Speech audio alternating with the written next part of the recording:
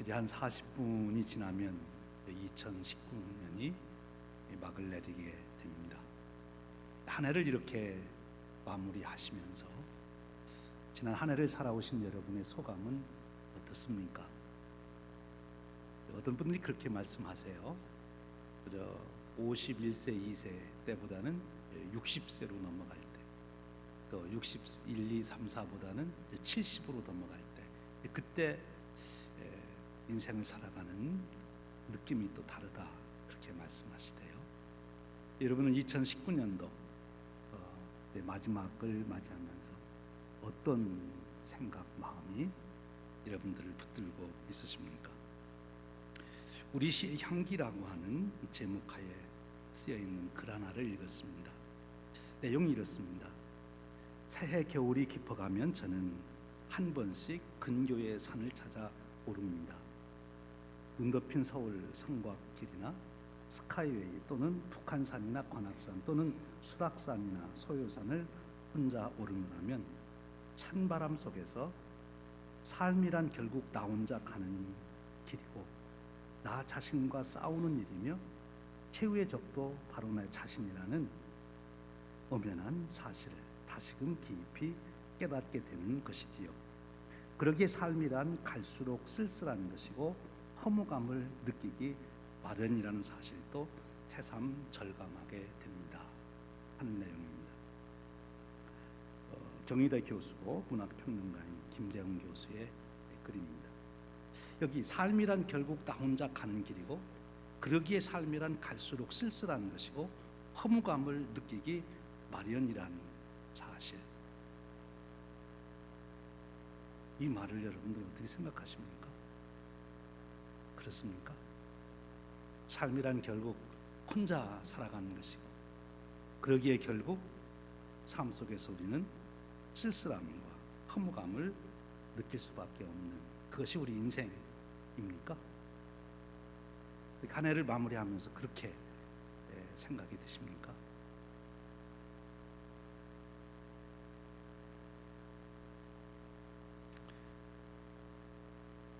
인생이 혼자 가는 길이라면 허무함과 쓸쓸함을 느끼는 것이 당연히 맞겠죠. 근데 오늘 우리가 읽은 성경 말씀은 인생은 혼자 가는 것이 아니다.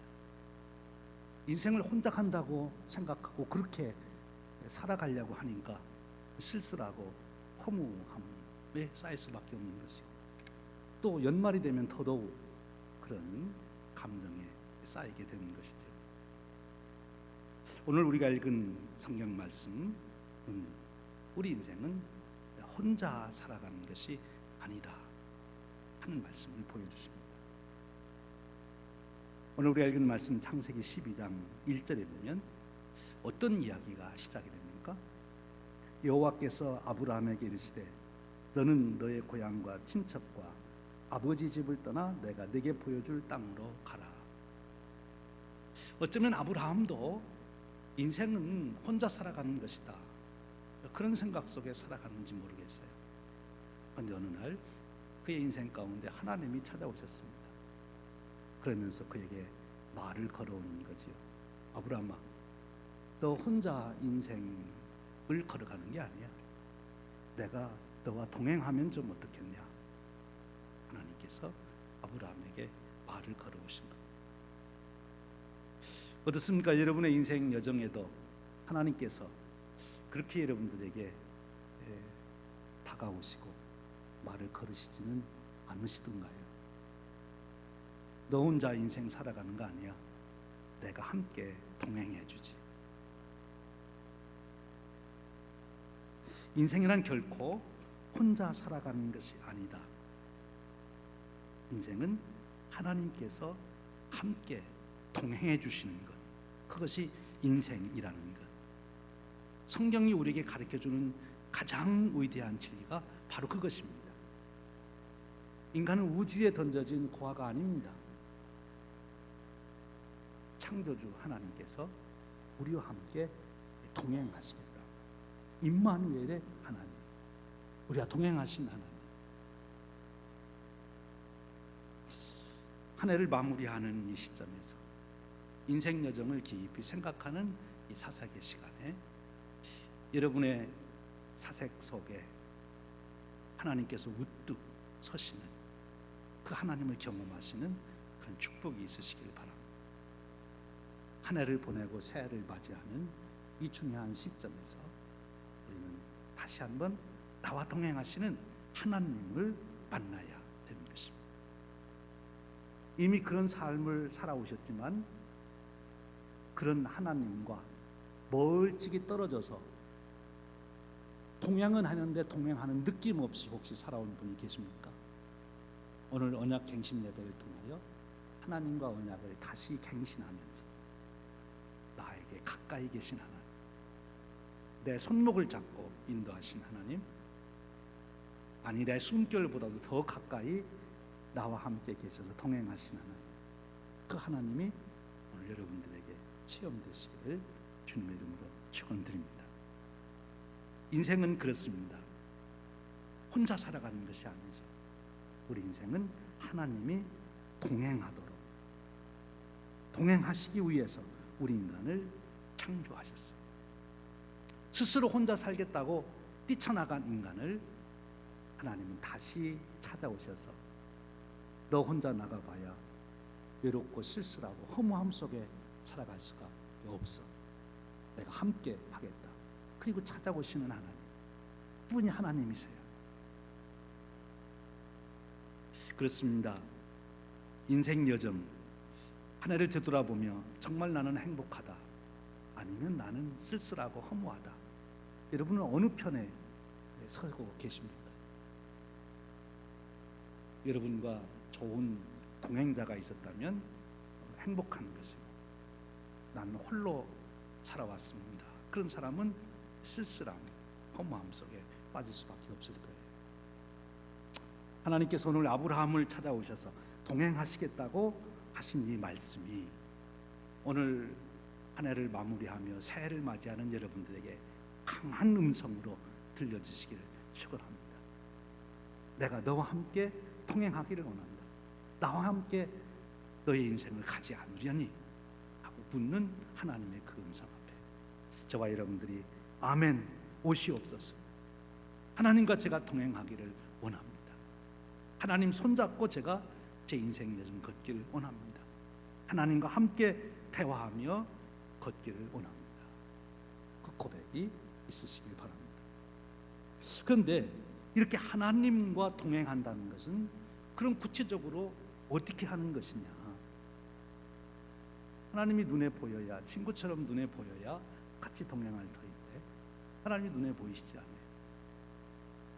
아브라함은 어떻게 동행했을까? 갈대아우르에 살던 그에게 찾아오신 하나님, 내가 너와 함께 동행하겠다 하신 그 하나님, 하나님께서 오셔서 동행하자고 말씀하실 때는 그 말씀 속에는 하나님은 항상 비전을 주십니다. 하나님이 우리에게 찾아오셔서 만날 때는 항상 우리에게 비전을 주세요. 우리의 앞날에 대한 이야기를 해주십니다. 지금 아브라함에게 하나님께서 오셔서 말씀하시는 거예요. 내가 지시하는 그 땅으로 가라 그러시면서 내가 너로 큰 민족을 이루고 네게 복을 주어 네 이름을 창대하게 하리니 너는 복의 근원이 될지라, 복이 될지라. 너를 축복하는 자에게는 내가 복을 내리고 너를 저주하는 자에게는 내가 저주하리니 땅의 모든 족속이 너로 말미암아 복을 얻을 것이라 하신지라. 아브라함이 하나님과 동행한다고 하는 것은 바로 하나님께서 주시는 이 말씀, 이 하나님의 말씀을 자기 가슴에 품은 것입니다. 그것이 아브라함이 하나님과 동행하는 구체적인 방법이에요. 하나님의 말씀을 자기 가슴에 품는 거죠. 하나님의 말씀, 하나님의 말씀을 가슴에 품는 것, 그것이 바로 하나님과 동행하는 삶의 시작이요.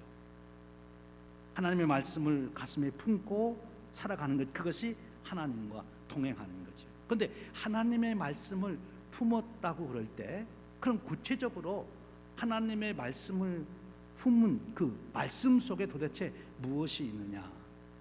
오늘 말씀에 보니까 미래에 대한 얘기를 해주시고 있어요. 즉 비전을 말하고 있는 것입니다. 그동안 아브라함은 자기 인생이 갈대아 우르에서 살다가 끝나는 줄 알았어요. 그런데 하나님이 찾아오셔서 말씀합니다. 너 여기 고향 친척 아버지 집을 떠나라. 내가 내게 보여줄 땅으로 가라. 그때부터 아브라함은 하나님이 보여줄 땅에 대한 비전을 갖기 시작합니다. 그리고 말씀합니다. 너로 큰 민족을 이루겠다. 아직 자식이 하나도 없는데 이때부터 아브라함은 자기 자손들이 큰 민족을 이룰 것을 비전으로 보게 되는 거지요. 그리고 내게 복을 주어 내 이름을 창대케 하리라. 자기의 이름이 창대해질 것을 비전으로 보게 되는 것입니다. 그렇습니다.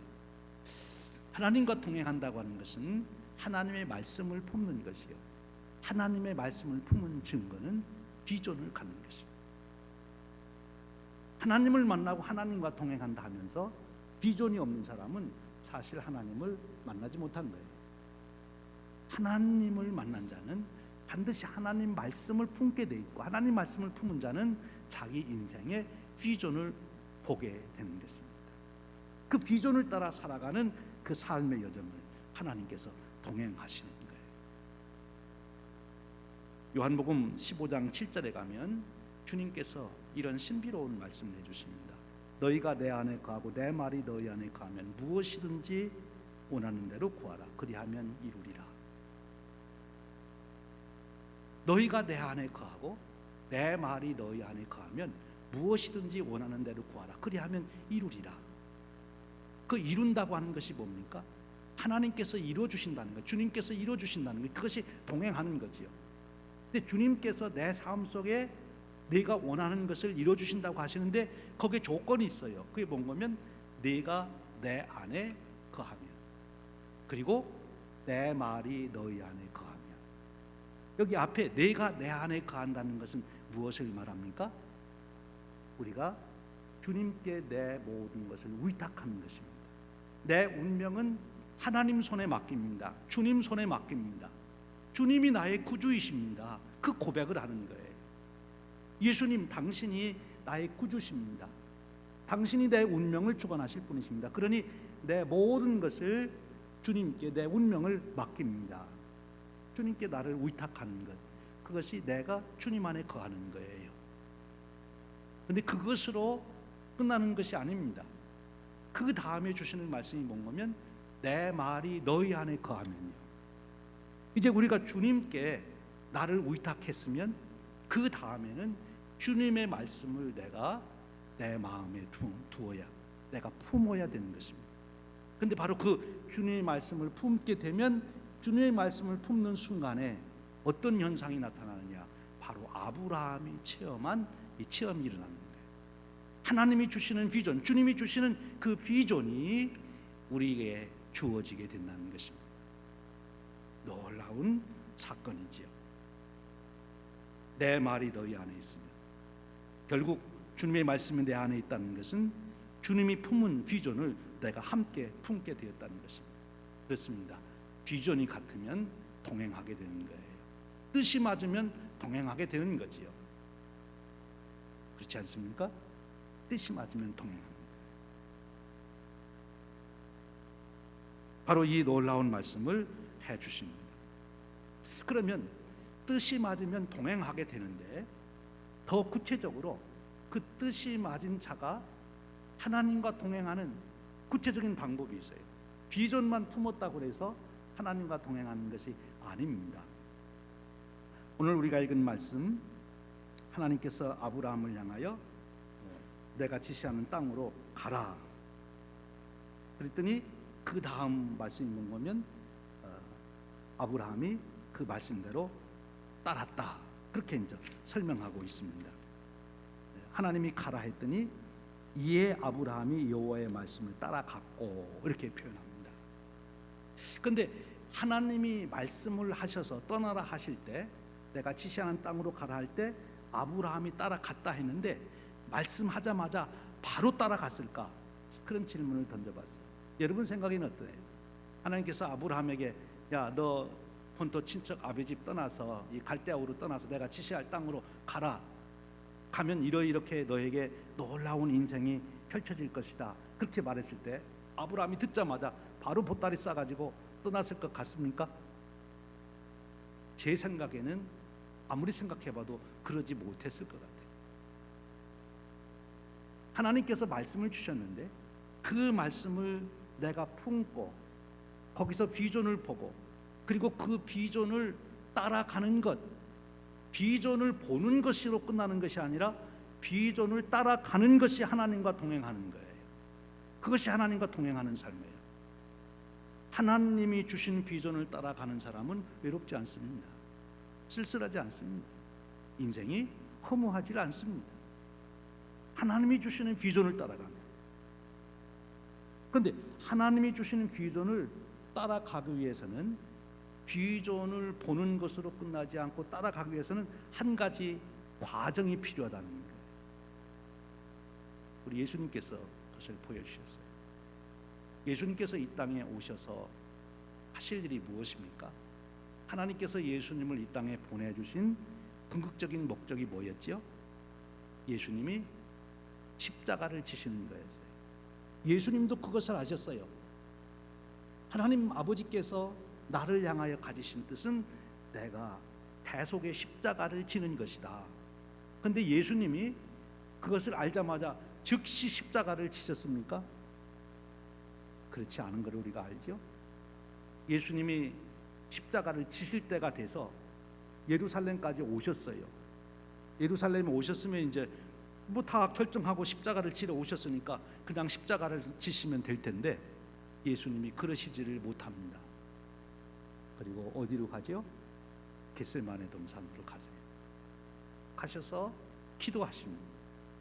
하나님 아버지, 이 십자가를 지는 것이 정말 제가 지어야 될 일입니까? 제가 안 지면 안 되겠습니까? 하나님은 분명히 십자가를 지라는 비전을 예수님께 주셨는데 예수님은 그 십자가를 안 지면 안 되겠습니까? 그렇게 하나님께 지금 묻고 있는 거예요. 그 시간이 꽤 길어집니다. 밤새도록 그 대화를 하시는 거예요. 그리고 결론은 아버지의 뜻대로 제가 하겠습니다. 그걸 받아들이죠. 그리고 나서 십자가를 지시는 겁니다. 모세가 하나님께서 찾아오셔서 그 가시 불꽃 속에서 하나님의 부름을 보고 하나님의 말씀을 듣고 하나님의 비전을 봅니다. 가서 이 억압 당하여 고통받고 있는 내 민족을, 내 백성을 구원해라. 모세가 바로 그 말씀을 듣자마자 바로 가셨습니까? 안 갔죠? 저는 못 갑니다. 제가 거기서 도망 나왔는데요. 또 저는 말을 못해서 못 갑니다. 계속 하나님과 실갱이 하다가 가게 됩니다. 그 하나님과 계속 실갱이 하는 그것이 뭡니까? 기도하는 시간이죠. 예수님이 겟세마네 동산에서 기도하는 시간, 바로 그 기도를 통해서 하나님이 주신 비전을 따라 내가 행동으로 옮길 수 있는 능력이 내게 부여되는 것입니다. 하나님과 동행한다고 하는 것, 하나님이 우리에게 찾아오셨을 때 하나님께 우리의 인생을 의탁합니다. 하나님의 말씀을 듣습니다. 그 말씀 속에서 나를 향하신 하나님의 비전을 깨닫습니다. 그러나 그 비전을 깨닫는 수로 끝나지 않냐고, 그 비전을 품고 내가 기도하게 될 때, 그때 비로소 나는 하나님과 동행하는 삶이 시작이 되는 거예요. 그래서 하나님의 비전을 따라 이제 발걸음을 옮겨놓기 시작하는 사람, 그에게는 외로움이 없습니다. 쓸쓸함이 없습니다. 허무함이 없습니다. 사도 바울이 그것을 잘 보여줬죠. 사도 바울이 끊임없이 주님께서 보여주시는 비전을 따라갈 때 그의 인생에는 혼자 살아가는 것 같지만 혼자가 아니라 하나님과 동행하는 만족함이 그에게 있었습니다. 하나님과 동행하면서. 여러분 2020년 새해를 바라봅니다. 하나님과 동행하시는 여러분 되시기를 주님의 이름으로 축원합니다. 그러려면 하나님께 여러분의 운명을 의탁하십시오. 여러분이 주님 안에 거해야 됩니다. 그 다음엔 주님의 말씀을 들으십시오. 주님의 말씀을 듣지 않고는 주님의 비전을 볼 수가 없어요. 성경 말씀을 읽으시든지 설교 말씀을 듣든지 성경을 연구하든지 성경 말씀을 묵상하시든지 하나님 말씀을 들어야 돼요. 단순히 귀로 듣는 것이 아니라 마음으로 그것을 받아들여야 돼요. 우리가 영어로 말하면 히어링이라는 말을 쓰죠. 히어링은 그저 들리는 소리를 듣는 것을 말합니다. 그런데 리스닝이 있죠. 리스닝은 그것을 받아들이는 것을 말합니다. 그 뜻을 집중해서 듣는 것을 말하는 거죠.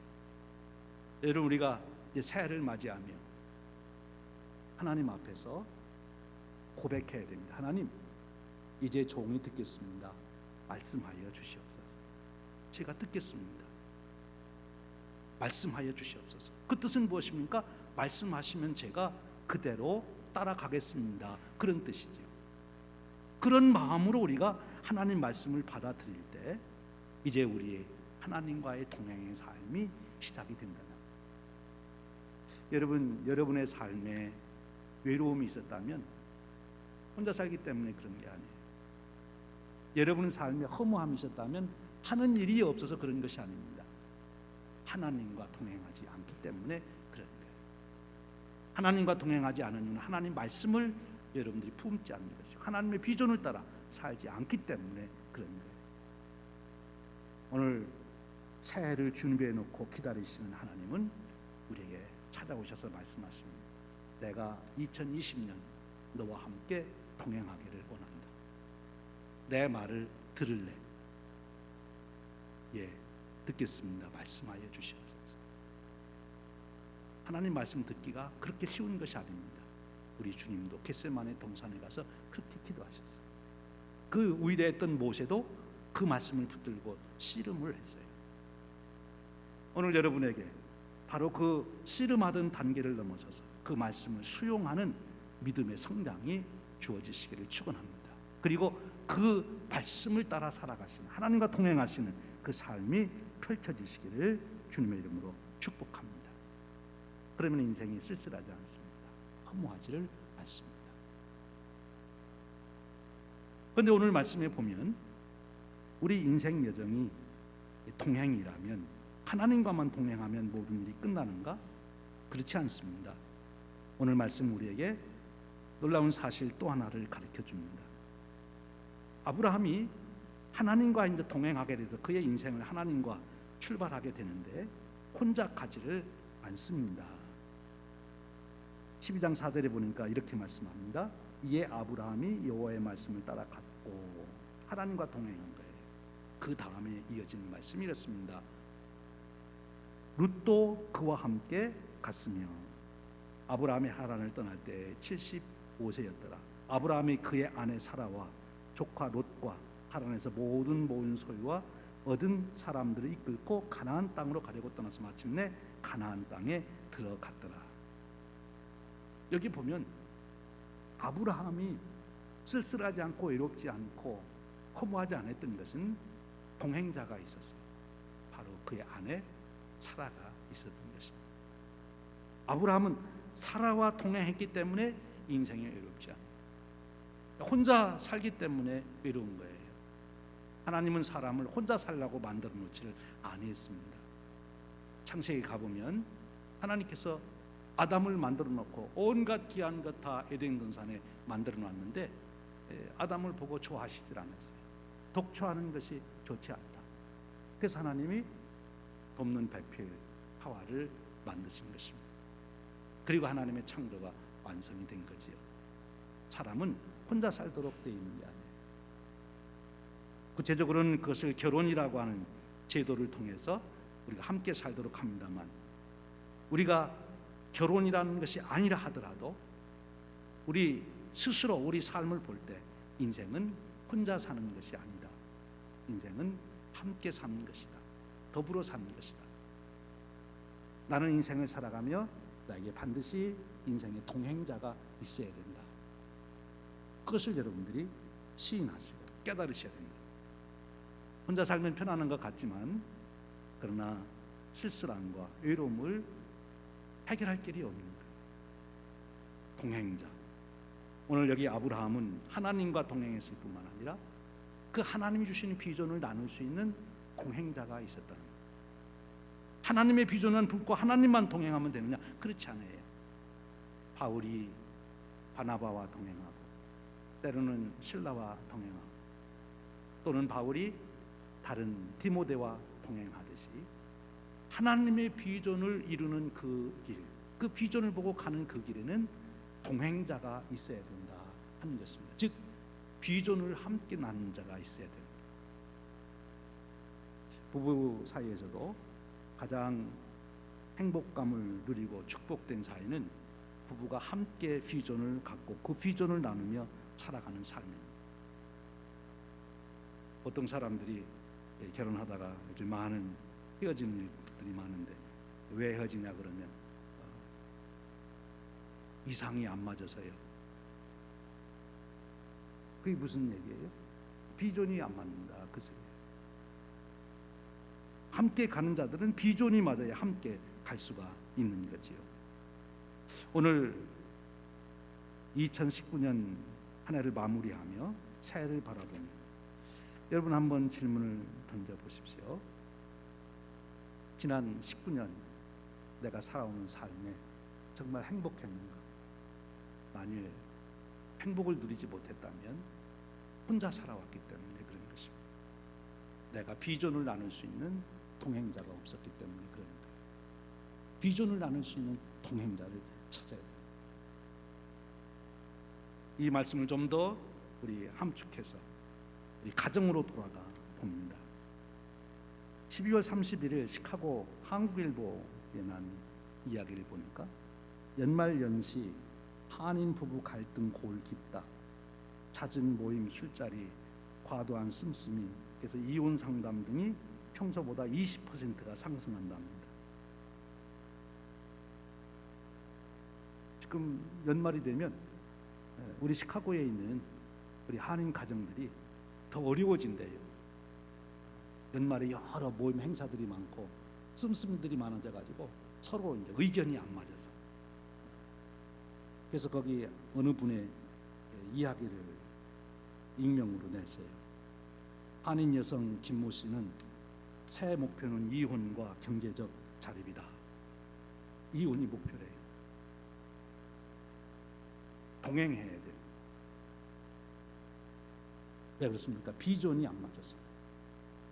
함께 하나님의 말씀을 품고 그 말씀 안에서 함께 비전을 보고 그리고 같이 그 비전을 따라 살아가야 되는데 그게 안 맞으니까 이상이 안 맞으니까 헤어질 수밖에 없는 거예요. 가는 방향이 다른데 어떻게 동행이 됩니까?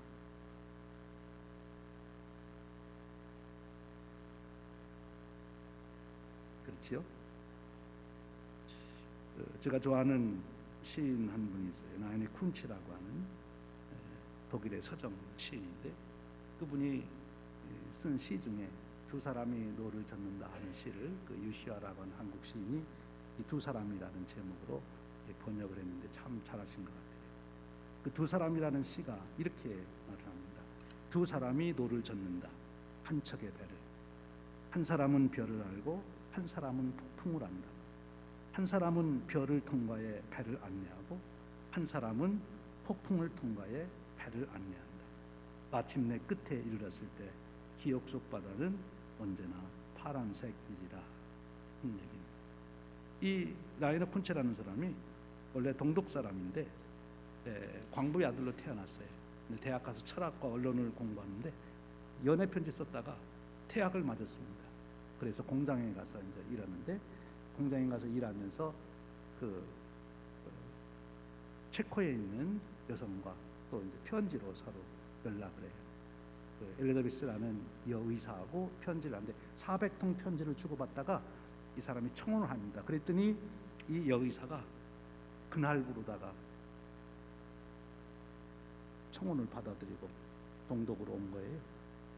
그 두 사람이 동독에 있는데 거기에서 또 언론 등등의 탄압을 받고 서독으로 망명을 하게 됩니다. 그래서 이제 망명해서 생활을 하는 거예요. 그분이 아마 자기들의 그 삶에서 묻어나온 그런 얘기를 담아 쓴 시로 보입니다. 두 사람이 노를 젓는 것, 그것이 인생인 것이죠. 한 척의 배를 노를 젓는, 같이 가는 것입니다. 한 사람은 별을 알고 한 사람은 폭풍을 안다. 한 사람은 가는 방향을 알고 한 사람은 어떻게 거기에 가는지 방법을 아는 거지. 한 사람은 별을 통과해서 발을 안내하고 한 사람은 폭풍을 통과해 배를 안내합니다. 마침내 끝에 이르렀을 때 기억 속 바다는 언제나 파란색이더라. 그것은 무엇을 말합니까?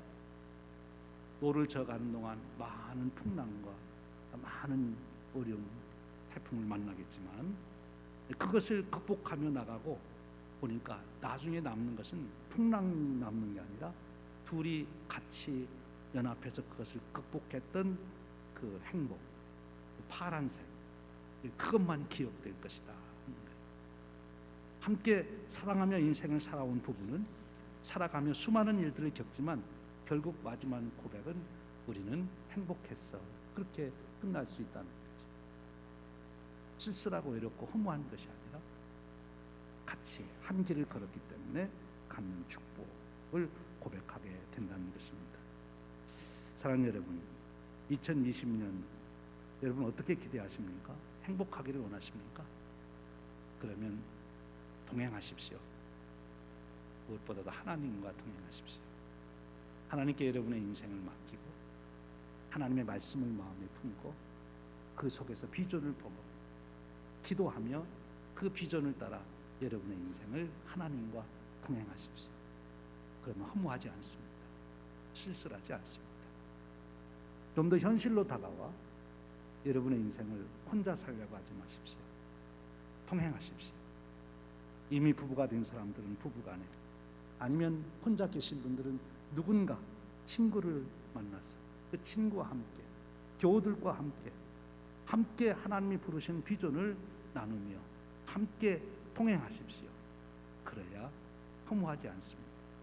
그래야 쓸쓸하지 않습니다. 2020년 새해를 여러분들이 맞이하지만 동행자가 없다면 여전히 2020년도 쓸쓸하고 허무하게 마칠 것입니다.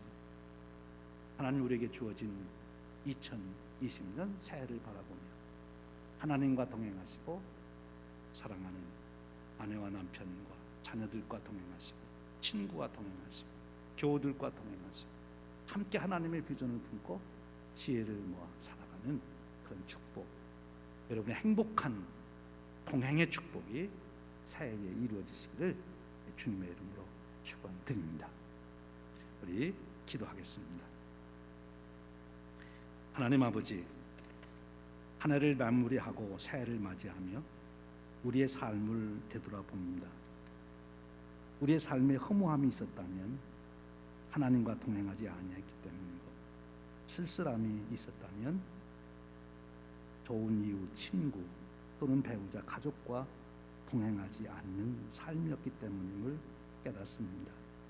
2020년 새 길을 걸을 때는 동행하게 하시옵소서. 동행의 지혜를 주시고 동행의 결단을 주시고 용기를 주시옵소서. 하나님의 말씀에 의탁하고 따를 수 있는 용기를 주시기를 원합니다. 친구와 이웃과 배우자와 함께 동행할 수 있는 여유와 너그러움과 배려를 주셔서 2020년 우리가 걸어가는 그 길이 파란색이 될 수 있도록 축복하여 주시옵소서. 풍랑이 일든 바람이 불든 관계없이 우리가 걸어온 삶이 파란색이었다고 고백할 수 있는 저희들이 되도록 축복해 주시옵소서. 우리 주님 예수 그리스도의 이름으로 기도하옵나이다. 아멘. 시간 우리 순서지를 여러분 보시고 이렇게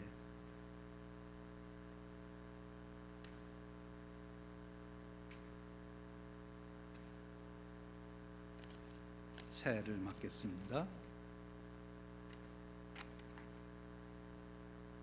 우리 새 카운트다운 준비됐나요? 준비됐어요? 예.